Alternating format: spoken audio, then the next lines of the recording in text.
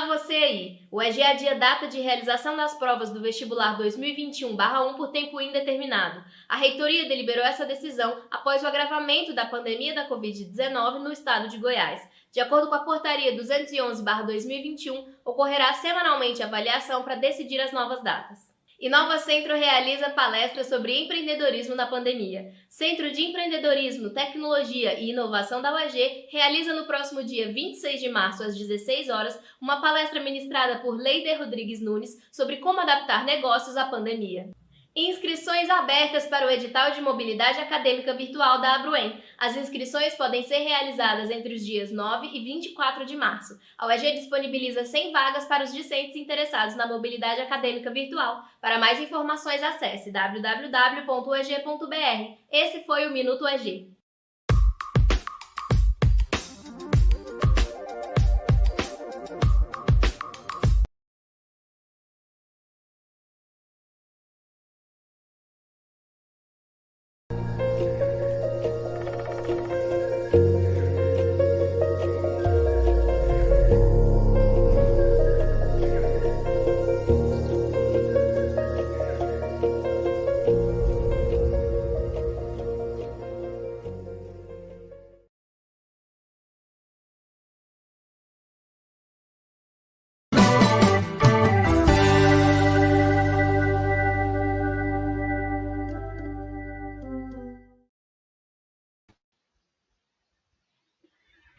Olá, boa noite.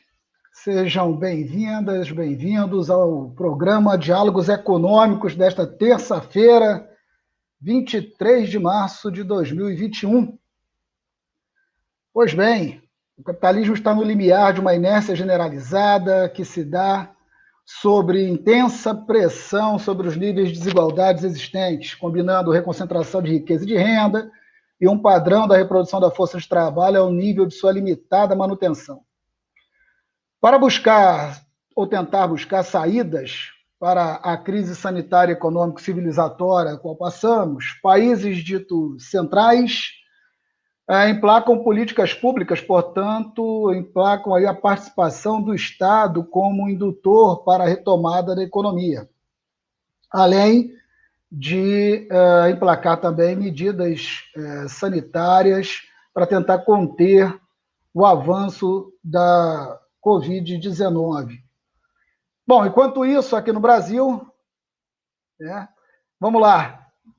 No programa de hoje, então, recebemos o geógrafo professor da UEG, a Unidade Universitária de Porá, Valdir Especian, grande companheiro de luta, para dialogarmos sobre esta e outras questões que envolvem a geografia econômica do vírus. Boa noite, Valdir. Seja bem-vindo. Enfim, estamos aqui fazendo um diálogos econômicos. Econômicos geográficos.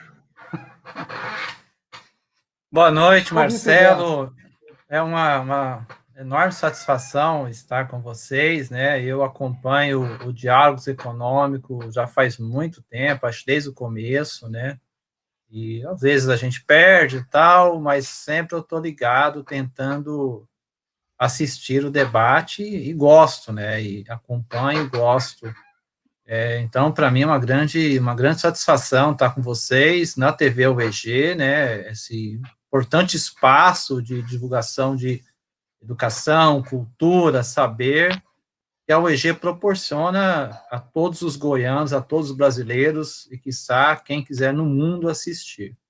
Então, muito obrigado pelo convite, Marcelo. Espero conseguir debater com você esses temas tão melindrosos, tão complicados que a gente vive hoje no mundo e que muita gente quer negar, mas é uma realidade, né?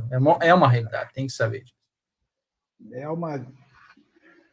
Enfim, uma complexa, densa realidade e que, enfim, estamos expostos e dispostos a discutir. Eu agradeço muito aqui sua participação, tenho acompanhado aí suas intervenções aí no Rádio Iporá e outros ambientes também acadêmicos, lives e discussões. E agradecemos muito a você por estar aqui agora e a todas e a todos que estão aqui, participando, já enviando mensagens, participando aqui no chat do nosso YouTube, aqui nossa UEG TV. Valdir, eu gostaria de começar pedindo que você apresentasse um contexto geral dessa questão da pandemia. O que nós verificamos aí, pelo menos no ano passado, principalmente, né, uma concentração, né, de atividades produtivas, espacializada no mundo, faltou máscaras, faltou ventiladores, e, ao mesmo tempo, vimos que determinados locais, países, localidades dentro de determinados países, conseguiram, via políticas não farmacológicas, conter o vírus, né? E mostrar para nós brasileiros que o debate que nós fazemos ou fazíamos internamente sobre economia versus saúde não era bem do jeito que nós estávamos fazendo aqui. Então, eu gostaria de ouvir de você a sua análise, sua opinião a respeito dessa forma desigual com que o vírus atacou e as respostas diferenciadas que nós tivemos. Marcelo, bom, é uma questão ampla, né? Parece que já faz tempo, faz um ano, né? No Brasil ceifou quase 300 mil pessoas, né? É muita gente. Mas os governos no mundo foram pegos de surpresa no sentido da produção econômica. Perceberam que eles nem máscaras produziam mais, né? Então, naquela primeira etapa, quando a Organização Mundial de Saúde alertou que nós teríamos uma pandemia e que era algo não visto desde a gripe espanhola, né, passou o alerta. Os governos que acreditaram, infelizmente o nosso não acreditou, eles começaram uma corrida para ver o que era possível. E o mais impactante para todo mundo e para nós aqui foi a situação da Itália, né? Então, a primeira situação, aquela coisa maluca que na China se construía hospitais em uma semana, né? Lembra disso? Começo do ano passado e final, né? 2019, começo de 2020. Mas o mundo percebeu que o setor produtivo do mundo está concentrado na China. Isso deu um alarde no mundo. E infelizmente, os governos que se dizem dentro de uma lógica de comercial que vale a diplomacia começou a não valer, né? Desvio de aviões que passavam pelos Estados Unidos e foram seguros lá, aviões que passavam pela Europa vindo da China foram seguros com equipamentos, né? E não só máscara, né? Equipamentos de toda a monta, né? Inclusive o aparelho que ficou mais conhecido, que eram os respiradores, que a China logo constatou que era um equipamento importantíssimo para tratar os doentes de Covid.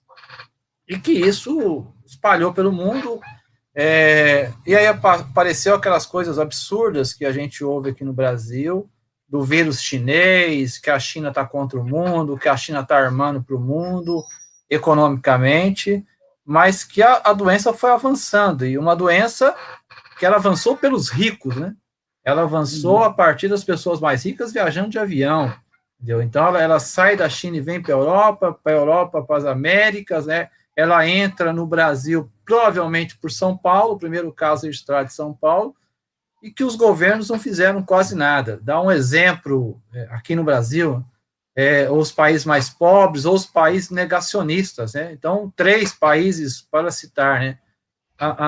O primeiro-ministro da Inglaterra, o presidente norte-americano e o nosso presidente, né? E alguns outros perdidos no mundo, mas logo o primeiro-ministro da Inglaterra percebeu a gravidade, voltou atrás e a loucura ficou com 2 presidentes, né? O presidente aqui do Brasil e o que já saiu, o presidente norte-americano, e que é onde a pandemia mais avançou no mundo, infelizmente, aqui no Brasil também, continua a avançar.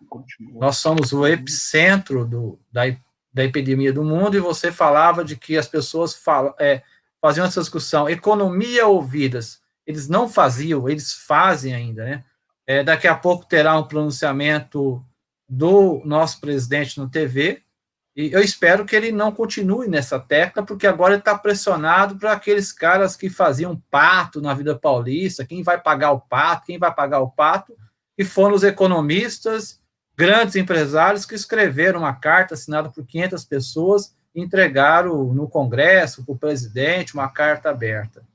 Então, nós vivemos um caos, Marcelo, e essa é muito injusto pensar a pessoa colocar o pobre nessa condição, ou você vai trabalhar, ou você vai morrer pela pandemia, é como mandar, vai para o abatedouro, quem sabe você se salva, entendeu? Para mim é isso que o presidente fala. Então, vai e se vire, entendeu? Porque é muito simples. O que um pobre precisa para ficar em casa, Marcelo? O pobre precisa comer, entendeu? O pobre precisa pagar a conta de água e a conta de luz. Entendeu? É basicamente pobre, porque a TV parabólica dele já tem instalado há muito tempo.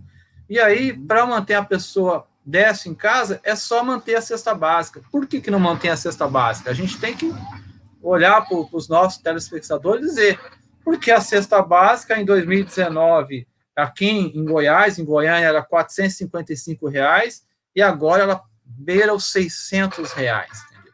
Então, as pessoas não conseguem dinheiro para comprar o básico. E o Estado negando isso. Né? Infelizmente, essa é mais ou menos a condição, um paralelo muito geral das condições que nós vivemos. E, como você disse, os países, sobretudo da Europa, mas não só na Europa, os Estados Unidos agora também, mas os países que cultivam o bem-estar social, colocaram dinheiro no bolso para salvar as pessoas e as pessoas ficarem em casa. As pessoas efetivamente conseguirem ficar. E a Alemanha anunciou essa semana que está passando ou entrando numa terceira onda da pandemia. Entendeu? Eu nem sei se nós saímos da primeira onda, porque nós temos uma variante do vírus, e a Alemanha está entrando na terceira onda, e mesmo vacinando em massa, eles não conseguem sair dessa pandemia. As pessoas, acho que uma questão é fundamental, Marcelo.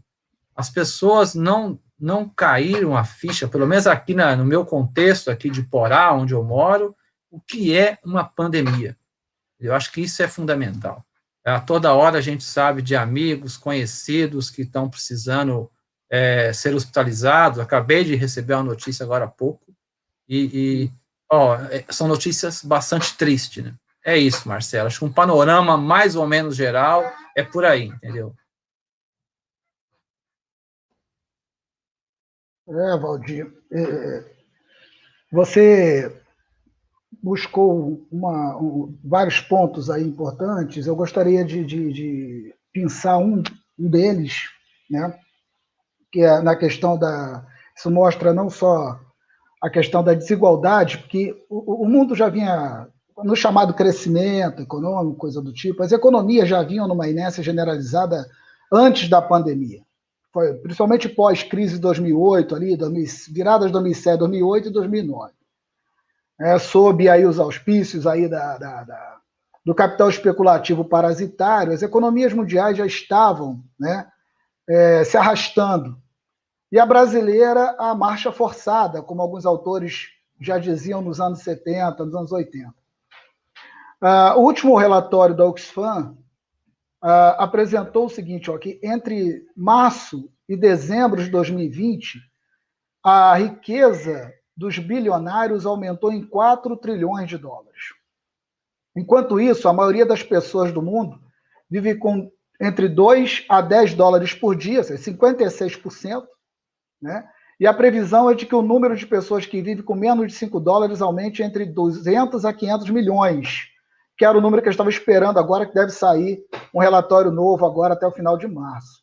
Só na América Latina e Caribe, estima-se ao redor de 40 milhões de pessoas perderão seus empregos e mais de 52 milhões provavelmente se tornarão pobres. Bom, o que é que nós estamos vendo? Nós estamos vendo que os países, como eu falei agora há pouco, ditos centrais, na Europa e os Estados Unidos, estão emplacando ações com o Estado induzindo, o Estado emitindo políticas públicas. Bom, e aqui no Brasil, o que é que nós temos, Valdir? Nós temos um Estado que insiste no arroxo fiscal para os trabalhadores,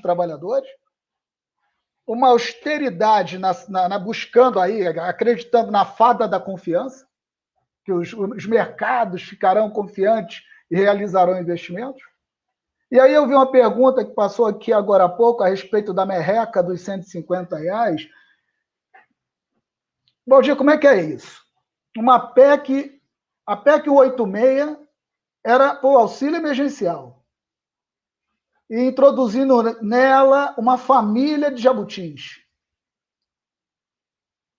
E ela foi aprovada com parte desses jabutis. Alguns ficaram de fora, a família ficou incompleta. R$150, R$250, o que é esse auxílio emergencial? De que maneira? Porque você acabou de citar a questão da cesta básica, né? Em Goiânia, 55% do salário mínimo líquido é comprometido com a cesta básica. Marcelo, você citou a família, só tem uma família que parece que não tem crise no Brasil, né? A família 1, 2, 3, 4, né? Compram mansões, registram em outro município, não consigo entender. Você vai olhar o salário do sujeito, não é...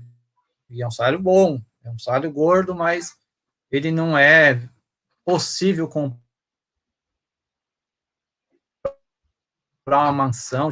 A PEC 186, que você citou, as pessoas que estão nos assistindo, a PEC foi votada em 2019, tem um outro número, passou seu número 86, foi votada semana passada no Senado, e logo depois as pessoas começaram a aplaudir. Esse mercado financeiro que você citou, que funciona como abutre, né? Não quer saber, vai para cima. O mercado financeiro gostou porque parece que tem um colchão, né? Eu não sou economista, mas um colchão de dinheiro, o governo poder emitir papéis da dívida pública. A deputada Érica Cocai, do PT do DF, que é uma sindicalista, etc., ela definiu que é a PEC da chantagem, a PEC da covardia e a PEC do cinismo. Você leu sobre isso? Não sei se você chegou a ler. Ela fala que é a PEC da chantagem, porque é justamente isso que você falou, porque quando discutiram isso, e a televisão mostrando, é porque as pessoas, é preciso aprovar essa PEC, porque é preciso auxiliar as pessoas, como foi dito aí, alguém disse, né, acho que foi o Augusto, uma merreca de R$150. Então, usou a doença das pessoas para passar essa PEC no Congresso, e o Congresso votou, né, com o atual presidente, seria fácil, e aprovou essa PEC, que é chamada PEC da chantagem. Então, estão chantageando os brasileiros e usando os funcionários públicos, é lógico que esses vão pagar o pato, usando a doença como isso. Então, colocando as pessoas contra o serviço público, não é contra o servidor público. É uma PEC, Marcelo, que a deputada chamou de PEC da covardia, né? Covardia porque o funcionário público, ele já tem aquela bomba no bolso que o Guedes falou, não é isso? O Guedes falou que a bomba estava no bolso do inimigo. Então, ele está colocando uma condição que os governos e as prefeituras, não é só o governo federal, ficaram impedidas de contratar ou de fazer concurso por conta daquela cláusula de ouro ou o item de ouro que eles estão citando, né? Ou seja, se chegar a 95% dos gastos em relação às receitas líquidas, tem que parar e pode reduzir o gasto com serviço público. Então, ela é uma PEC da covardia porque ela não ataca o servidor público, ela ataca o serviço público. Tem que sempre lembrar isso, qualquer ataque ao servidor público é o ataque ao serviço público. Então, a senhora que me ouve, que nos assiste, o senhor que de repente precisa amanhã procurar uma enfermeira no posto de saúde, talvez tenha uma enfermeira a menos. Talvez um professor aposente do seu filho e não vai ser reposto. E tantos outros serviços públicos que serão impedidos ao longo do tempo de esses cargos serem repostos. Então, tem que colocar uma PEC da covardia, porque ela coloca as pessoas contra o servidor público, que é contra o serviço público. E a PEC do cinismo, Marcelo, que a Érica falou. Então, ela chamou de chantagem, covardia e cinismo. Por que cinismo? Porque fala que o servidor público tem que dar a contrapartida, a contribuição dele. E a PEC, ela para pagar um auxílio emergencial, uma merreca, como foi dito, de 44 bilhões nesse ano, sendo que o ano passado pagou 320 bilhões. Ela fez, na realidade, fazer um colchão de dinheiro de 185 milhões para ser colocado na mão desse mercado que você citou, no mercado financeiro. Então, essa PEC, Marcelo, é uma PEC da destruição do serviço público, é uma PEC da inviabilidade da universidade pública, entendeu? Essa é a PEC, é uma PEC que, infelizmente, o Estado colocou, e contrário do que os Estados Unidos acabou de fazer, de colocar trilhões de dólares para incentivar a escola. Então, enquanto no Brasil, o presidente vetou o direito dos professores e alunos terem acesso à internet, isso também na semana passada. Ao mesmo tempo que ele aprova a PEC, ele não dá o direito das pessoas terem acesso à internet por conta da educação. Marcelo, eu vou falar uma coisa que para mim é muito sério. O atual governo brasileiro tem todo o interesse que a pandemia continue no ano que vem, porque ele vai aumentar o auxílio emergencial, que é essa merreca, essa mesada, essa esmola, e vai usar isso politicamente. Então, ele quer que o brasileiro continue a morrer daqui para o ano que vem, para ele pegar esses 185 milhões que está economizando esse ano, para usar o ano que vem para dar auxílio emergencial e usar isso politicamente. E olha que a gente nem falou do papel dos deputados federais, do Congresso Nacional, que coaduna com isso, pegando as suas gordas emendas parlamentares para fazer politicagem nos seus estados. Então, esse presidente, esse governo, Marcelo, ele não está nem um pouco preocupado com vacina, ele está preocupado em manter a pandemia para o próximo ano, para ele tentar usar para ganhar a eleição. E se ele perder, e se a economia arrebentar, ele vai colocar toda a culpa na pandemia, infelizmente. Valdir, é isso aí, Valdir, porque há tempos, exatamente, nós estamos discutindo, não é uma simples incompetência na coordenação contra a pandemia, ela é intencional, é isso que você está dizendo. Ela é intencional, né? Há alguns programas atrás, eu iniciei aqui, acho que nos 2 primeiros, falando, bem-vindos, estamos aqui no 2020, lado B, né? Brincando um pouco, mas a ideia é um pouco essa. Ele está administrando a pandemia, né? Administrando vidas nesse sentido. Isso é um absurdo. Tem que frear. Esse homem já deveria ter sido freado, via de regra. Ele já deveria ter sido freado. Mas vejam, uma das questões aí que você tocou é essa conta de apresentar o servidor público como se fosse uma categoria homogênea.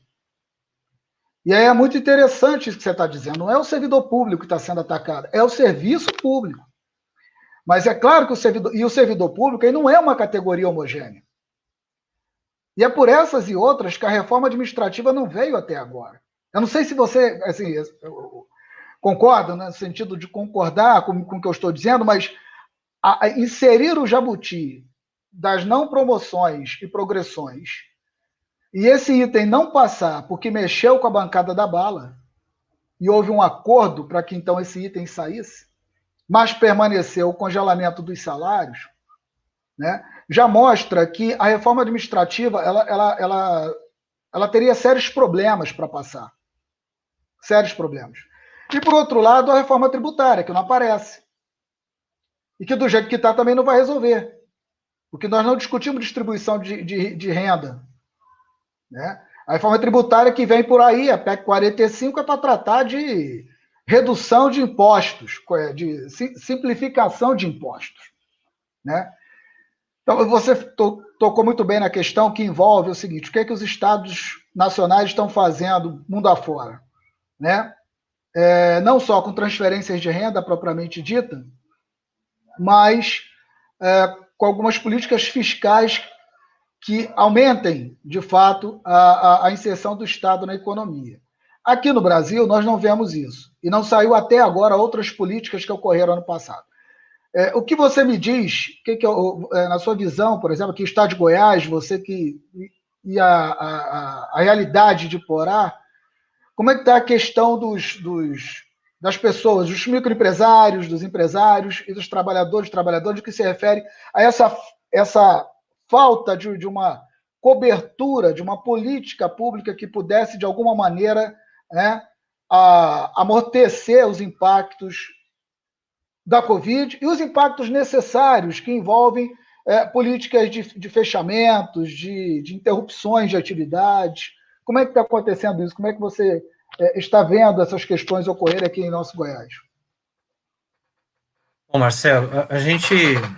Bom, eu não sou economista, né? Eu sou geógrafo, mas a gente sente na pele e na pele dos amigos, né? A gente vai numa cidade do interior, você vai convivendo com quem é rico e com quem é pobre, com quem está na classe média e com quem tem muito dinheiro. Acho que a gente precisa talvez voltar um pouquinho atrás e talvez fosse necessário fazer isso, que o Estado brasileiro, a partir do governo federal, ele não conseguiu fazer nada no sentido de fechar as cidades, né? Ele poderia, imagine uma cidade como eu moro numa cidade de 32 mil habitantes, o município tem 32 mil habitantes, deve ter uns 28 na área urbana, um pouquinho mais, que era tão simples você controlar as entradas da cidade, para tentar evitar que esse vírus, mapear o vírus, né, esse é o papel da geografia, mapear o vírus, para evitar o espalhamento, como foi no Brasil, como foi no estado de Tocantins, que é muito fácil, é só olhar o eixo da Belém-Brasília, e o vírus se espalhou a partir do eixo da Belém-Brasília no estado de Tocantins. E depois foi espalhando para as outras faixas, né? Belém-Brasília atravessa o centro do estado de Tocantins, para as faixas à esquerda e à direita do estado. Em Goiás é a mesma coisa, os eixos rodoviários. Então, esse estado não fez nada, talvez é tempo de fazer. E existe uma coisa, Marcelo, que é complicado as pessoas se colocarem como tal.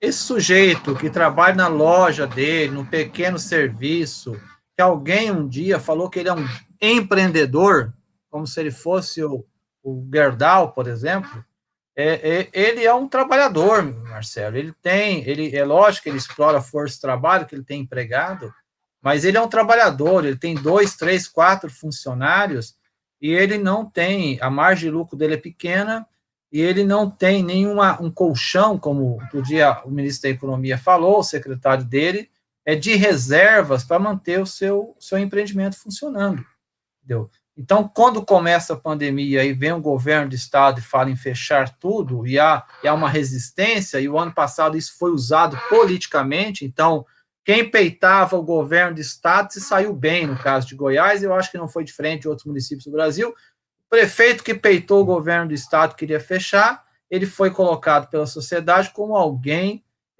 que... Voltou? Tá me ouvindo, Marcelo? Estou te ouvindo. Deu uma travadinha. Agora voltou, vai. Não, os políticos que se voltaram contra os governadores se saíram bem na eleição. Então, para a gente entender como que é esse processo do ano passado, o Estado brasileiro usou a doença para eleger seus parceiros como prefeitos nos municípios. Liberou dinheiro, liberou emenda e deixou o debate correr solto. Bom, chegamos esse ano com essa segunda onda, essa segunda cepa do vírus, que está muito mais mortal, e as pessoas gritando novamente, vai quebrar meu comércio. Marcelo, todo mundo sabe que o governo tem noção de quem são as empresas, entendeu? Onde estão os trabalhadores? É só olhar pela raiz, entendeu? Então, era muito fácil olhar as empresas, as pequenas empresas, e o governo fez isso, porque teve empresas que receberam dinheiro para passar para os seus funcionários, e verificar exatamente quem estava como trabalhador registrado, e forçaria até as empresas registrarem seus trabalhadores, que eles não querem registrar, e começasse a passar o dinheiro mínimo para a empresa, e tentava segurar as contas da empresa. Ora, isso manteria as pessoas em casa, dentro de determinados períodos. O governo não quis fazer isso. Para as pessoas desempregadas, que são milhões no Brasil, esse sim procuraria o auxílio emergencial, entendeu? Então, havia mecanismos diferentes para cada estado, porque nós estamos no meio da pandemia, que é possível para tentar fazer com que haja isolamento social, que o mundo inteiro está falando. Ou tenhamos isolamento social, ou a pandemia não para. E tem um agravante no Brasil. Quando você tem um novo vírus, ou uma nova variação desse vírus, talvez a vacina não seja eficaz, entendeu? Então, talvez o esforço para a vacina seja perdido, né? Então, os empresários aqui em Porá, saiu quando fechou o comércio aqui novamente na semana passada, saiu uma enquete aqui com 14 empresários, que eu li no jornal, e muitos reclamando, a maioria reclamando, e falando que as pessoas realmente não ficam em casa, não se isolam, etc. E eles têm razão, entendeu? Eles têm razão, porque, primeiro, que não é uma cultura no brasileiro de atender esse chamado. E o pior, o que eu acho que é o pior, é a liderança principal do Brasil, ou aquele que chega, que deveria falar para a nação, ele nega até ontem. Pode ser que hoje ele não negue mais no pronunciamento dele. Até ontem, ou até agora há pouco, ele negava a doença. Ele arrumou o quarto ministro da saúde, entrou um sujeito que é médico, negando a doença, dizendo que a questão econômica, com não sei o quê, ele falou na primeira entrevista na CNN, eu falei, que é isso? O que é isso? O que o cara está falando? Aí ele se virou e falou, quem faz a política é o governo, é o presidente. Ele disse isso, um médico. É uma vergonha uma pessoa que assinou o diploma de médico e fez lá o seu juramento, assumir um cargo dessa importância no meio da pandemia e sair falando que esse maluco desse presidente é o que faz toda a política de contenção do vírus ou do isolamento, a política de saúde pública no Brasil, que está todo mundo criticando. Então, isso gera uma desconfiança, Marcelo, enorme do que a população vai fazer, entendeu? Então, a dona de casa aqui em Porá, ou aí em Anápolis, ou nos nossos colegas lá no Rio de Janeiro, ela fica sem saber o que fazer, ao mesmo tempo que ela é pressionada a pegar um ônibus lotado e deslocar o seu trabalho. Ora, Marcelo, a pandemia, infelizmente, pelo andar da carruagem, vai matar muitos brasileiros ainda. E como eu disse antes, parece sem interesse. Eu estou te ouvindo, Marcelo. Travou?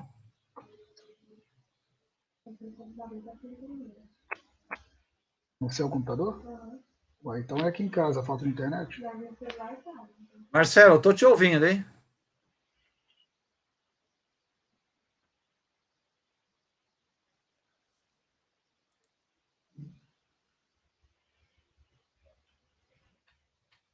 Pessoal, não sei se fui eu. Você está me ouvindo aí?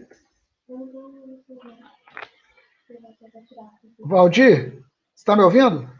Estou ouvindo, Marcelo. Ok. Então acho que fui eu que caí aqui, eu que travei, que eu não ouvi mais você, não te ouvi internet. Mais. Deve ter sido a internet aqui. Então, acho que, resumindo essa etapa, Marcelo, as pessoas estão perdidas porque nós não temos liderança, entendeu?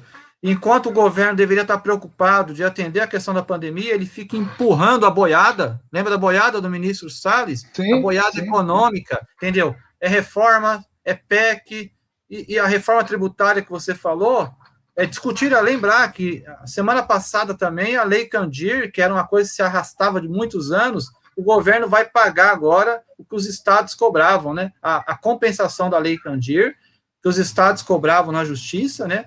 O governo federal resolveu pagar, e ele não está naquele item de ouro dele, ou seja, ele não vai entrar na cláusula em que ele teria que não pagar. Então, ele vai pagar, e quem vai pagar a conta são os servidores, e esse servidor, você falou, que não é homogêneo, tem que lembrar isso. O serviço público no Brasil, desde o Fernando Henrique, primeiro que o Fernando Henrique separou militar e civil, não podemos esquecer disso, entendeu? Isso. E desde então, os militares estão conseguindo cada vez mais reajustes, ganhos, entendeu? Para poder sustentar esses governos que aí estão, enquanto os servidores civis, sobretudo do executivo, seja o executivo municipal, seja o executivo de estado, seja o executivo federal, estão pagando essa conta que é alta. Ela não é barata, Marcelo. Então, cada vez que tiram do meu salário, do seu salário, menor consumo na vendinha da esquina, menor consumo no mercado. E isso terá um impacto também, entendeu? Isso terá um impacto. Então, o que os países estão fazendo no mundo? É justamente o que foi feito em 29.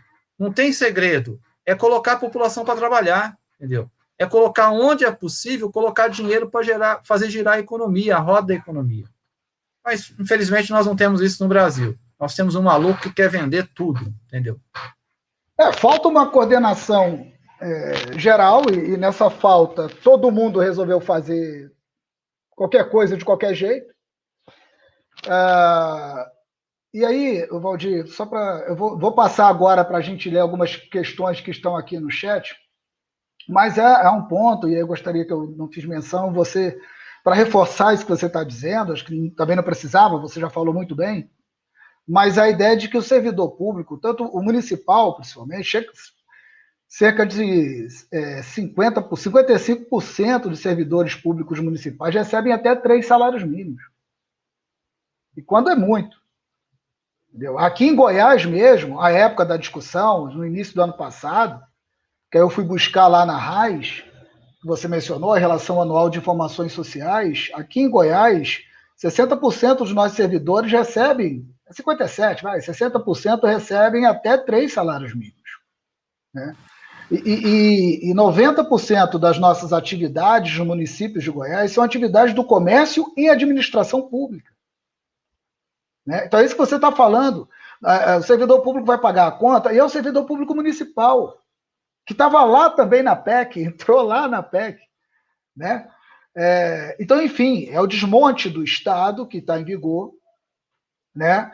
Só o PEC, ó, é porque é PG, né? Só o PG, só o Paulo Guedes acredita que a economia está saindo em V. Aliás, o V, né, que fala que cai muito no ano determinado, depois sobe muito rapidamente, é só ele que está vendo esse crescimento econômico recente, mas não só ele, porque olha o que o Copom, o que o Banco Central fez semana passada, aumentando a taxa de juros. Né?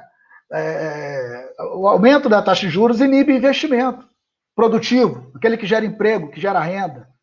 Isso aí dá alimento aos especuladores. E mais, aumenta o custo da dívida brasileira. Então, o governo está dizendo o seguinte: eu vou pagar mais dívida, vou pagar mais juros e vou pagar mais amortizações da dívida. Eu não vou pagar a dívida toda, mas vou pagar mais com os juros que eu estou aumentando agora. Aí quem paga essa conta é esses atores, sujeitos, né, cidadãos e cidadãs que você chamou a atenção. Vou passar aqui rapidamente. Temos aqui algumas participações. Agradecer aqui a participação da nobre vereadora de Porá, Viviane Especian. Obrigado pela participação. Parabéns, né, pelo feito lá na cidade de Porá. Ela diz aqui: auxiliar as pessoas retirando recursos da saúde e da educação. Aqui. O Gustavo Gel: Valdir, como superar a dependência econômica e subdesenvolvimento científico e tecnológico do Brasil, ilustrado, por exemplo, na ausência de uma vacina totalmente brasileira no combate ao Covid. Continuando, poderia comentar ainda sobre o exemplo cubano de ciência e tecnologia para a soberania nacional revolucionária? Diga-se de passagem, Cuba possui 2 vacinas prontas e outras 3 em fase de testes. Levar em consideração que foi anunciado aí que milionários brasileiros estão querendo ir a Cuba para tomar vacina, né? É isso. E, por fim, a Natália Rosa, estudante aqui de Geografia, aqui do curso da Unidade Universitária de Anápolis, o Jundiaí, acreditam que a vacinação na faixa dos 50 anos será quando? Olha, o Guedes estava querendo que fosse ontem, a vacinação em massa para a economia voltar a crescer. Mas ele não combinou com o chefe do executivo. Aquela cadeira está acéfala. Então, aí está difícil eles conversarem entre si. E aí, Valdir? Boa noite aos amigos, né? Minha esposa, a vereadora Viviane, ao Gustavo, a nossa aluna aí de Anápolis. O Gustavo é um amigo, passou aqui para o Goiás, hoje ele mora em Ribeirão Preto. Ele fez referência à Soberana 1 e 2 de Cuba, né? São as 2 vacinas que Cuba tem um nome bem sugestivo, né? Soberana 1 e Soberana 2. Eu passei por Cuba, né? Fiquei quase um mês em Cuba, era para ter voltado ano passado, a pandemia não deixou, e a coisa mais hilária, né, Marcelo? Aquela notícia que saiu, falsa ou verdadeira, mas saiu que empresários aqui do Mato Grosso, né, iam fretar um avião para ir a Cuba, né? Só que eles esqueceram de de ver que o Brasil só entra em 4 ou 6 países no mundo, né? Os países, acho, do leste europeu, alguns países da África, do continente africano, e que mais lugar nenhum o Brasil entra. Assim, quem está nos assistindo, que talvez não tenha noção disso, já imaginaram o que é esse imenso país hoje, o Brasil, visto pelo mundo? Nós somos a bomba relógio do mundo, entendeu? É isso que nós somos, entendeu? E é uma bomba que está com o pavio aceso. Infelizmente, é o que nós estamos passando. A nossa amiga falou da vacina. Eles prometeram vacina, tem que lembrar, a gente não pode esquecer das coisas, a gente não pode esquecer nunca, que até dezembro o governo estava numa briga com o governador de São Paulo sobre a vacina do Butantan. O Butantan, independente de governo, ele produz vacina para o Brasil há muitos anos, entendeu? Há muitos anos, e ele colocando aquela coisa da vacina da China, e que as pessoas reproduziram no seio da sociedade, aqui na minha cidade, em Porá, a vacina chinesa.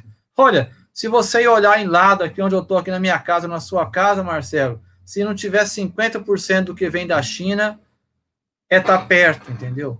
Então, eu não sei o que pensar. E o Guedes falou da economia, né, do V, né, e que nem os administradores, nem o economista concordam, porque é aquela economia que caiu de uma vez e não tem peças de reposição para fazer ela crescer de uma vez, que é basicamente os carros, né, que as pessoas procuram carro. A Volks parou, entendeu? A Volks parou porque ela não tem peça para repor.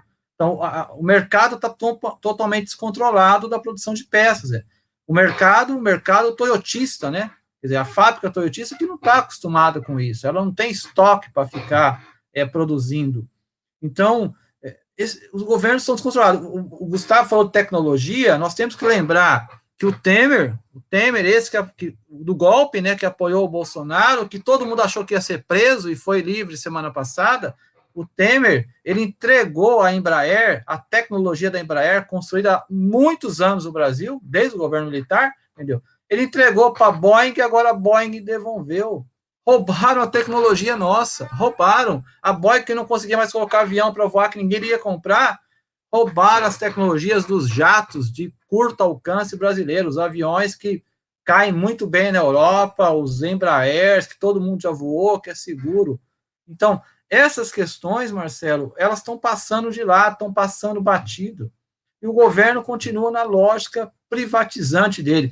Olha, tem que parar para ver por que o petróleo está caro no Brasil. Esse petróleo que a gente abastece, se o consumo de petróleo diminuiu, o consumo de gasolina e álcool, tem que lembrar, porque o álcool está alto, porque nesse preço de dólar, os usineiros estão vendendo açúcar para o mercado externo, em vez de produzir álcool para o Brasil. Olha, esse governo, ele pegou e privatizou, ele vendeu os armazéns da Conab, não tem estoque regulador, açúcar faz parte da cesta básica do brasileiro. Então, tem que pensar que esse governo não investe em tecnologia. Durante 2 anos de mandato, ele simplesmente atacou a ciência o tempo todo atacando a ciência. E ele resolveu, aquele sujeito maluco, aquele astronauta, entendeu? Ele entendeu que uma parte da ciência e tecnologia que é válida, o resto não. Está tirando dinheiro das universidades. No Brasil, se produz ciência nas universidades públicas, sobretudo as federais e as estaduais paulistas. Então, ele tirou dinheiro, não tem dinheiro para pesquisa. O Brasil poderia estar desenvolvendo a vacina, como o Gustavo falou, e está desenvolvendo na Fiocruz. Mas o Brasil poderia ter muito mais investimento para criar outros produtos, como está criando para tratamento, porque a Covid não é só vacina, como algumas pessoas confundem aqui em Porá, que a vacina é tratamento, vacina é a prevenção, entendeu? A vacina é para não ter a doença. E aqui em Porá confundiram isso como se eu fosse comprar a vacina na esquina, entendeu? No Mercado Livre, no eBay, e trazer a vacina e resolver o problema dos brasileiros. Esse governo que está aí, esse governo Bolsonaro, desculpe quem votou nele, vocês foram enganados, ou se auto-enganaram.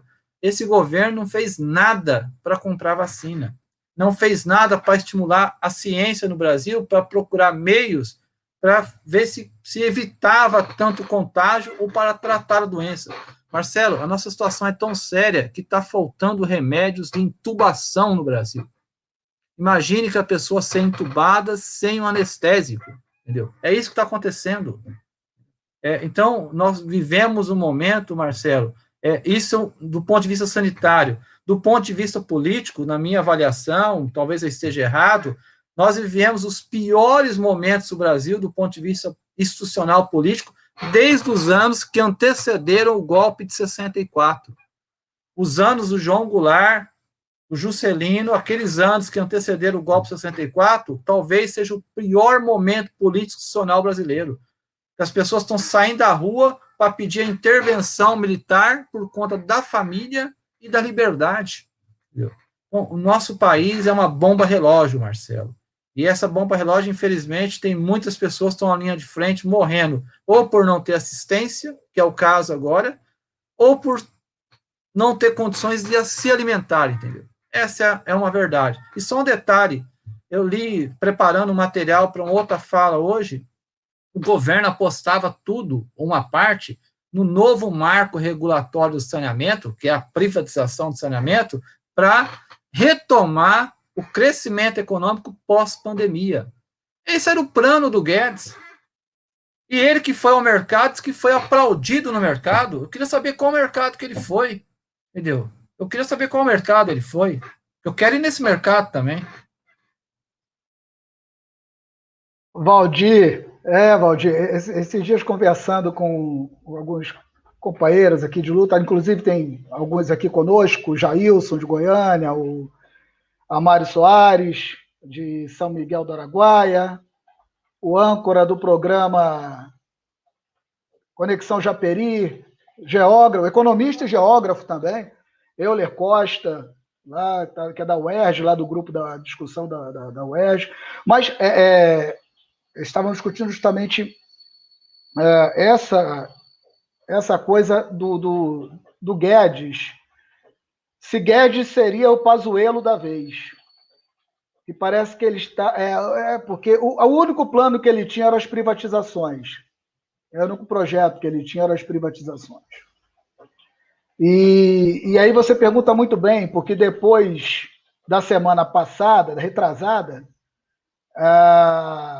até o presidente resolveu usar máscara, né? Nós tivemos um evento na semana retrasada em que fez o presidente usar máscara e houve uma alteração de sentido aí na não política econômica e de saúde do governo federal. Não mudou nada no que se refere a um programa.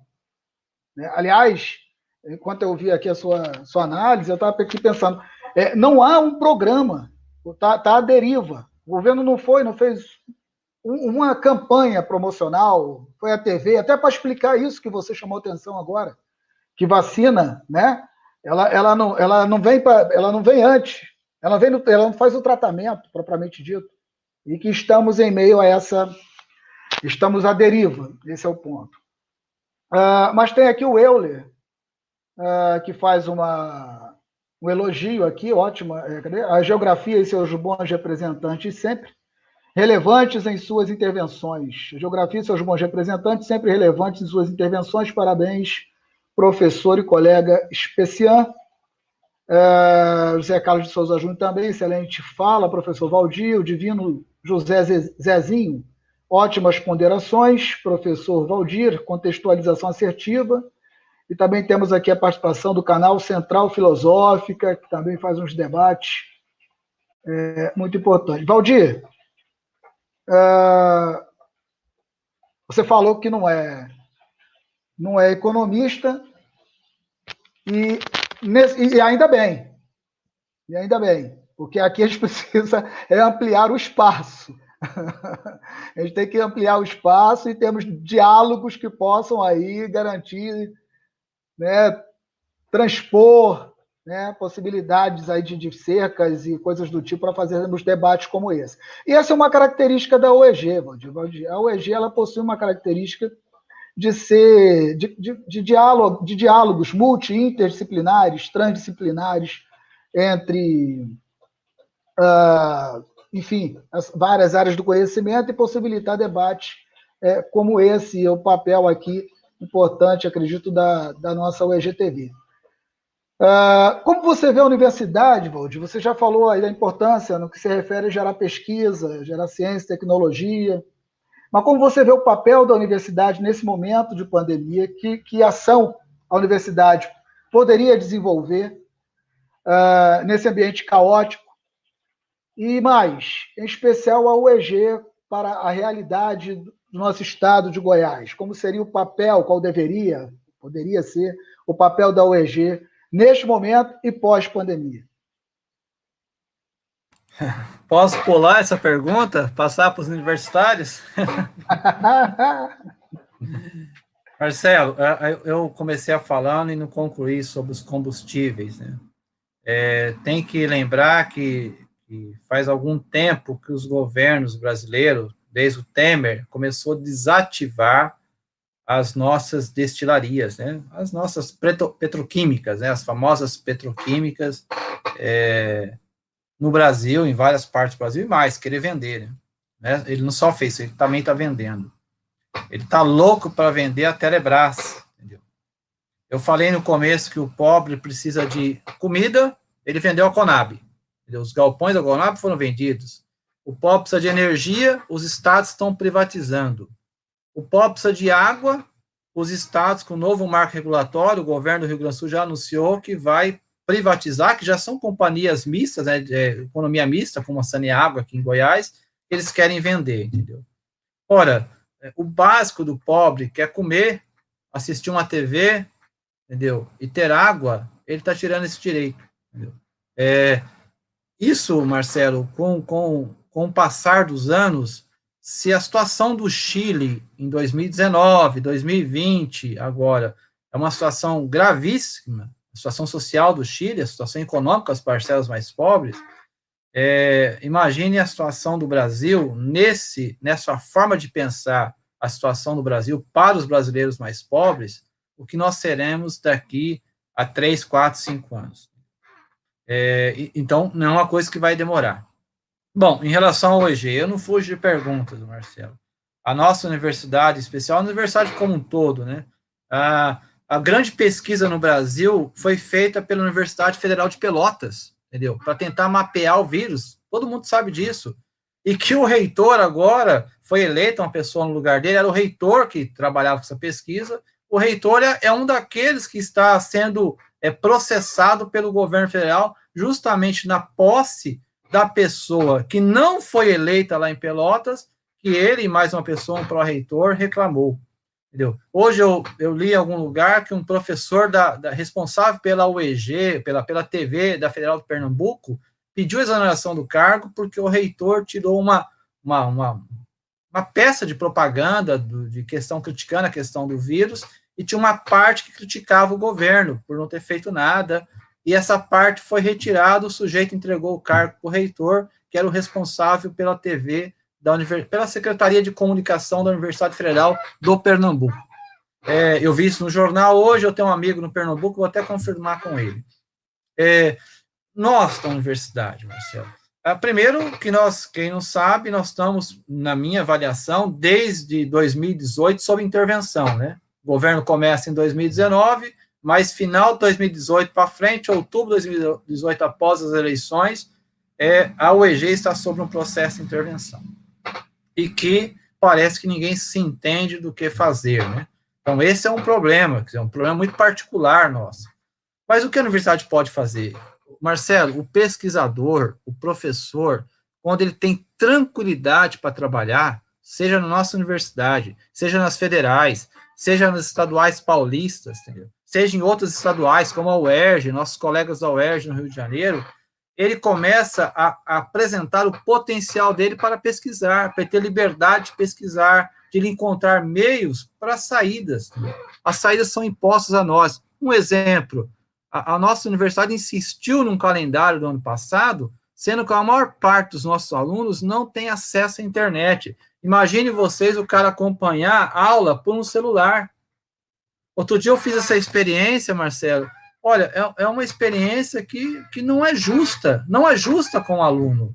Se ter aula via computador, que nós estamos, como eu estou, já é difícil, imagine se ter que acompanhar e ler um texto com o celular. entendeu? O tempo todo um texto longo. Eu espero que pós-pandemia, Marcelo, eu espero, com esse governo não, com esse governo federal, que os estados, entendeu? Também o governo federal, espero que troque, que eles comecem a olhar que o serviço público, no caso a universidade, ela pode contribuir para alavancar o país, entendeu? Mas é preciso formar pessoas que tenham compromisso com a sua região. Não adianta eu querer fazer curso para fazer graça, entendeu? Ou como foi feito aqui em Goiás, a cada momento se criava uma nova unidade de universidade para atender o interesse político local. Não é isso. A política, tem um amigo nosso do IF aqui que mandou recado, a política dos IFs foi extremamente assertiva, entendeu? Espalhou 600 escolas para o Brasil para formar pessoas, entendeu? Para formar com qualidade, entendeu? E são as melhores escolas do Brasil hoje de ensino médio, são os IFs. Olha, então fazer uma educação melhor é possível, Marcelo. E fazer uma educação em que esse professor e esse aluno tenha contato direto com a sua comunidade, procurando meios para desenvolver, ela é fundamental para isso. Então, é só dar liberdade e investir nas pessoas, entendeu? Se nós temos capacidade técnica, é só dar condições às pessoas poderem estudar e trabalhar, entendeu, na universidade. E é um caminho, mas não é um caminho de um mandato. Não pode ser um caminho de um mandato. Tem que ser um caminho de uma política pública de Estado. Só que nos últimos anos, desde o governo Temer, é ao contrário. Foi feita a reforma da Previdência, que era para gerar emprego. Foi feita a PEC do congelamento por 20 anos, que era para gerar emprego. Agora a PEC 186 é para gerar emprego. Então, olha, onde foram parar os empregos? Eu não vi ser gerado. Marcelo, o Brasil, como eu disse, acho que terminando, eu olho o Brasil, infelizmente, como uma bomba relógio e que as pessoas não estão enxergando. Não adianta perguntar para as pessoas do agronegócio que estão vendendo soja a R$5 o dólar, se para eles está ruim, ou a carne. Ora, para eles está ótimo, Marcelo, mas sua população não está. É isso, Valdir, é isso. Você mencionou aí sobre a questão de não fugir ao debate. Eu conheço esse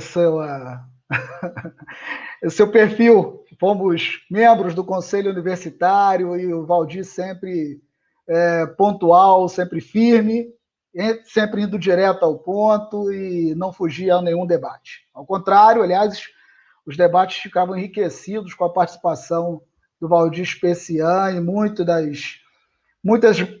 debates, embates, enfim, batalhas momentâneas no Conselho Universitário tiveram percursos de trajetórias diferentes a partir, e positivas, digamos assim, para a universidade, a partir, né, das intervenções do Valdir, sempre um grande defensor da universidade e defensor da unidade universitária de Porá, em especial.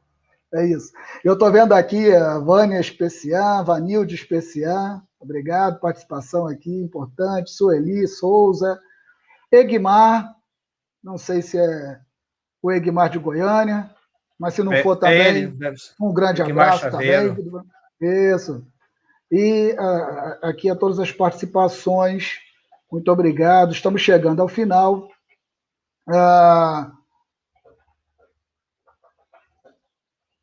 Temos aqui, tem uma frase aqui do Fernando Soares, contradição pura, querer o bem da família e liberdade de expressão e gritando pela intervenção militar, a partir de sua fala sobre o que a população pedindo, né, o retorno daí do militarismo, né, do Estado militarizado, o bom senso e o conhecimento no ralo da sociedade.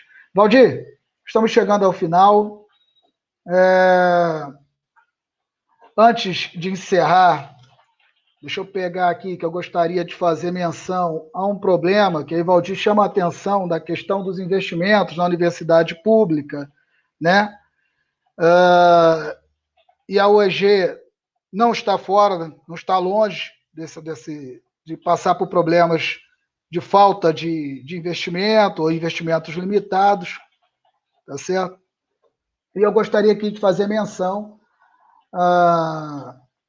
ao fato de que a UEGTV poderá, tá certo, ter sua programação suspensa, né, por prazo indeterminado. Ainda, claro, será avisado com todo respeito aí a toda a comunidade interna e externa da universidade, digamos assim, a todos que nos assistem, acompanham a nossa programação, justamente porque precisamos de recursos para pagar aí a assinatura desta plataforma.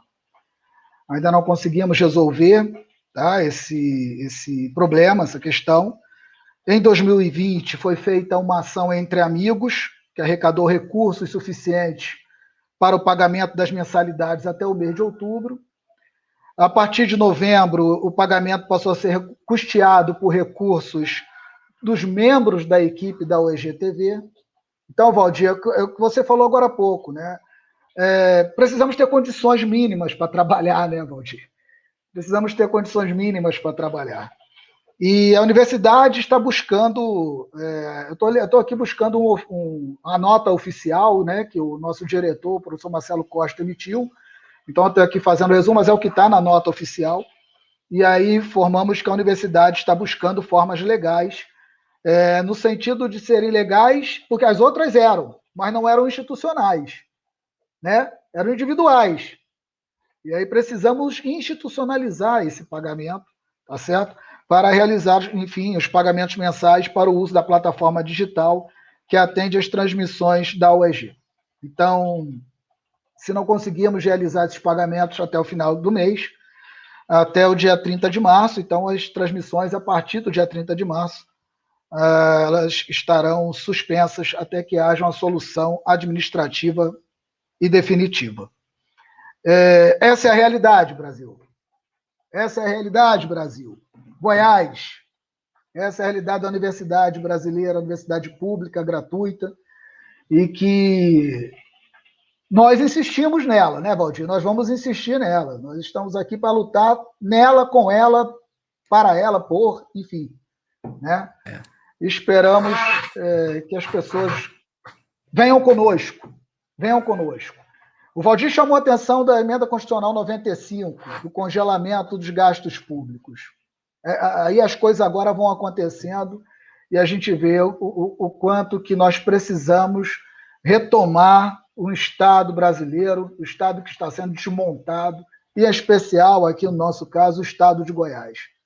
Valdir, eu agradeço mais uma vez, gostaria que você fizesse suas considerações finais, e quero agradecer a todos que participaram, estão aqui no chat, quem não participou do chat, mas está aí assistindo e tal, façam seus comentários, deixem seus likes aí no nosso vídeo, e acompanhem a nossa programação. Valdir, é contigo, então, para as considerações. Mais uma vez, muito obrigado, companheiro de luta.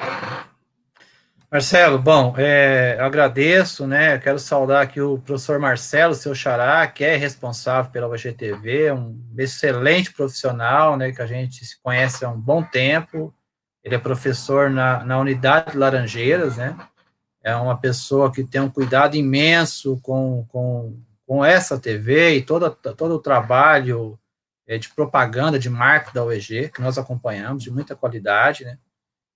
Então, Marcelo, um abraço, o que eu puder fazer, eu estou contigo. Em relação a hoje, Marcelo, eu peço desculpa, talvez por algum momento exaltar e trabalhar tantos assuntos, né, assuntos, sim, é uma coisa que tá conosco agora, a gente recebe notícias de amigos que estão sendo entubados, amigos que estão precisando de atendimento médico, tem uma ex-funcionária, amiga minha da UEG, que está internada no hospital aqui em Porá.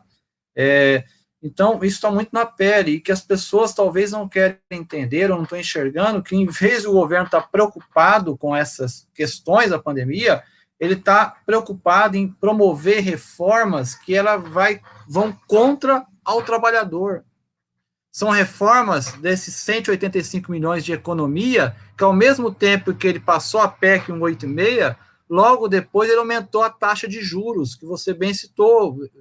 Eu conheço bastante disso, porque você aumenta a dívida, você está pagando mais juros pelos papéis que ele emitir. Que papéis são esses? Para ele buscar dinheiro para o Estado, e esse dinheiro que não sabe para onde está indo, para comprar deputado, para promover reformas.